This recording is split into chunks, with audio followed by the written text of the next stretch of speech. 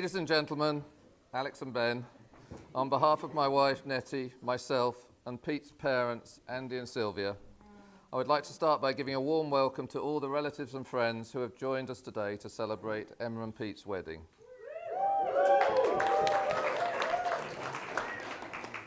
We really appreciate the effort you've made to be here. We know some of you have come from faraway places, from the States, Italy, Spain, Portugal, Switzerland, and even locations north of Manchester. I would also like to take this opportunity to thank Andy and Sylvia for their generosity, which has helped to make this day so special and enjoyable. Thank you.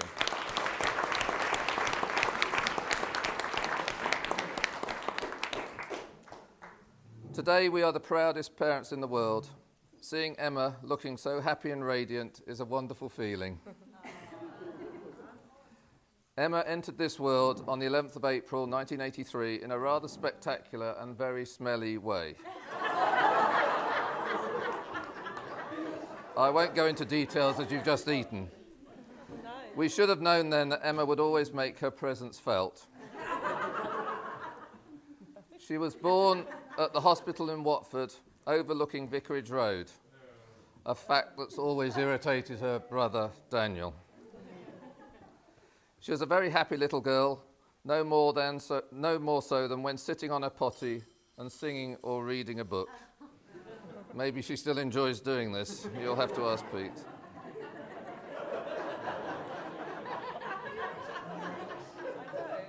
Her food and drink tastes were very simple then, as they are now. Plenty of both.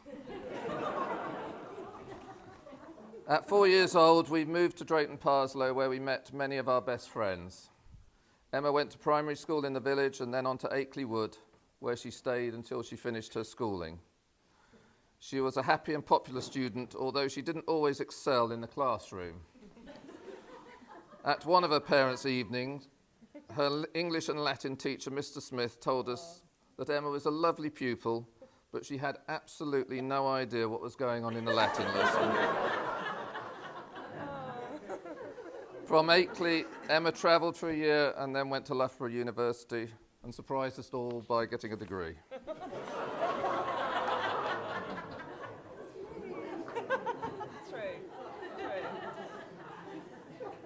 Emma has always loved music and singing. She took part in a number of shows at school and loved going to musicals. One summer we drove all the way to the south of France with Emma and Amy singing Miss Saigon duets for 10 hours in the back of the car. And then you crashed the car. Yeah, I did, yeah. Not surprisingly. I understand even now Emma has been known to shake off her natural shyness and take part in a karaoke. Over the years, we enjoyed some wonderful holidays with the Cunninghams and Urals. The Sunsail holiday in Kefalonia is particularly memorable. We were the party from hell, 16 of us in total, and we completely dominated all the activities and meal times. While I'm talking about this holiday, I remember we asked David and Joe Ural to look after our kids when we went into the nearest town for supper one night. However, instead of watching them, David and Joe enjoyed a, let's put it this way, romantic evening on the beach.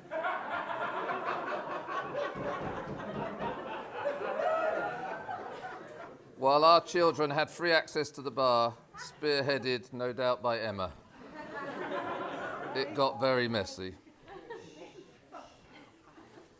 In preparing for this day, Nettie and I looked through some of our old photos. There was one in particular that stands out for me. It was of Emma with her arms outstretched and uneasy on her wobbly little legs. It's such a lovely memory of her 21st birthday.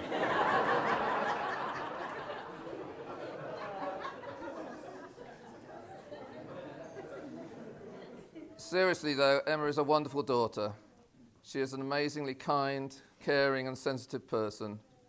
She is a very good listener and is always there in a crisis. We are very proud of her and what she's achieved. As an accountant, I have to say the running costs associated with Emma have been quite high.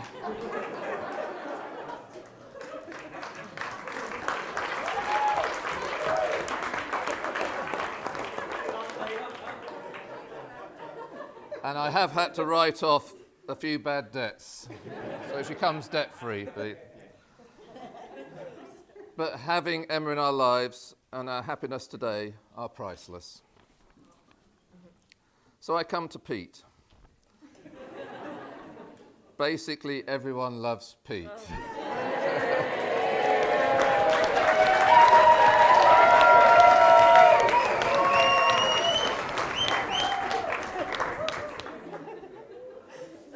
It was obvious from the first time we met Pete that he and Emma had so much in common.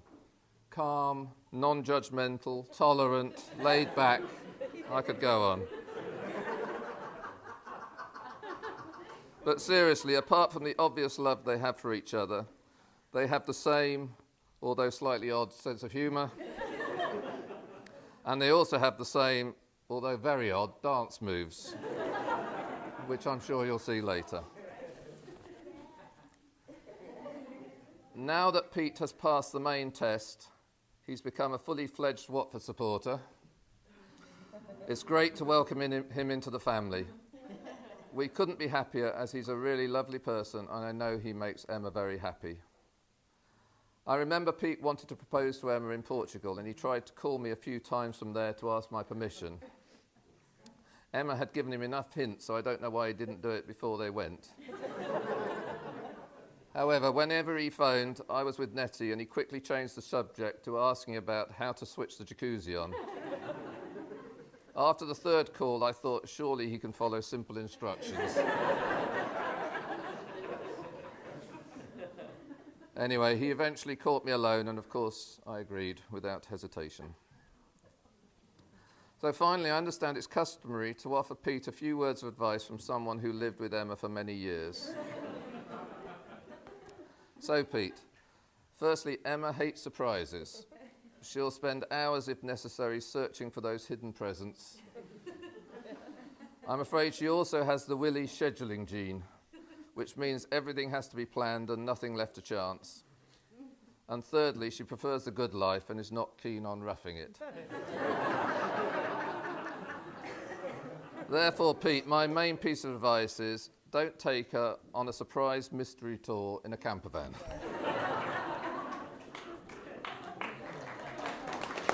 Thank you.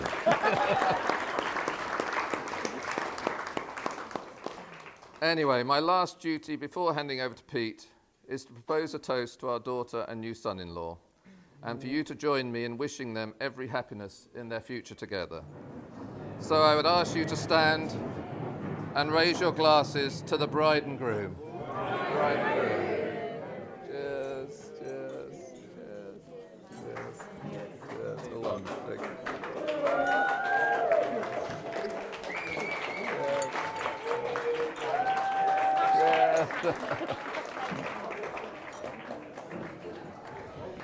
So Mike was supposed to hand over to me, so I'll just do that myself. Yeah.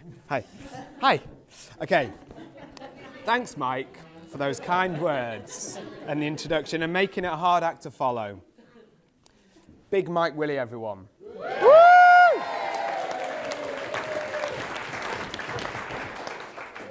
Right, okay. I'm probably going to get pretty emotional, so you just have to bear with. But just in case you don't know, I'm the groom. And I've got a lot of people to thank, so make sure your glasses are full. They've all made a huge effort into getting us to this point today. But before I jump into that, I just want to say to my wife, Emma,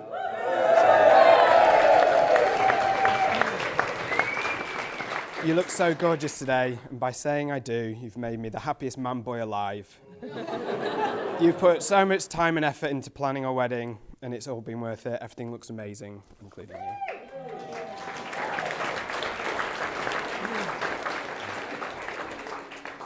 Can I do my first toast to Mrs. Emma Kidson? Woo! Woo! Cheers.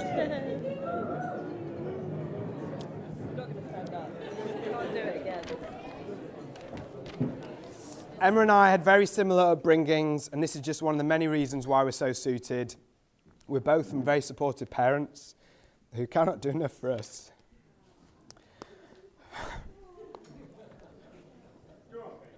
Not even into the second page. Emma and I would like to say a huge thanks to both sets of parents, Nettie and Mike, Andy and Sil, for all their help with this wedding. Not just financial help and generosity, but opinions on the food, the favours, the flowers, Mike and Nettie's ferrying about skills, Mike's weekly to-do spreadsheets. We literally couldn't have done it without you, so thank you so much. And can we just quickly toast our parents? Parents.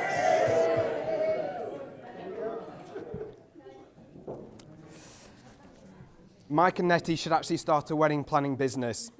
Last July, they were in full planning mode for Dan and Gemma's wedding. When Emma and I announced our engagement, we were happy with the work they did on Dan and Gemma's, so as soon as that was over, Emma and I agreed to hire them for this event. And it's been a belter so far. Which brings me to the Willies. I can honestly say... I can't say, but I can honestly say that I've had a ball getting to know the Willies. Going to musicals, having great laughs, great wine, fun at their place in Portugal. I've enjoyed every minute. I can't read this bit. What is it? Oh, yeah. Mike is a keen golfer, loves a spreadsheet, will happily sit down and talk to you about capital gains tax. Then later on, get his iPod out for everyone to sing along to his eclectic musical tastes. When DJ Mike is on the decks, it's high-quality music. You've got the Monkees, R. Kelly, back to Ed Sheeran, and then smashes it with some Celine Dion.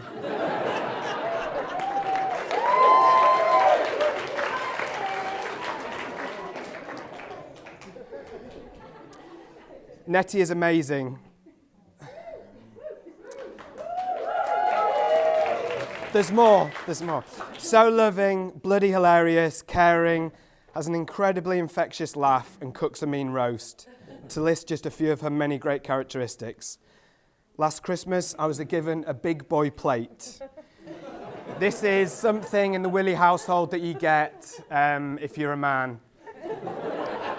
It's essentially a platter. It's not a plate, it's a platter. And entitles me to a larger portion of her amazing roast, which I'm grateful for.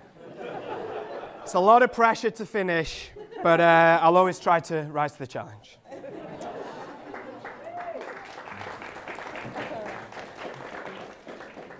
Oh, hello. Nettie and Mike, my new in-laws, have made me feel so welcome.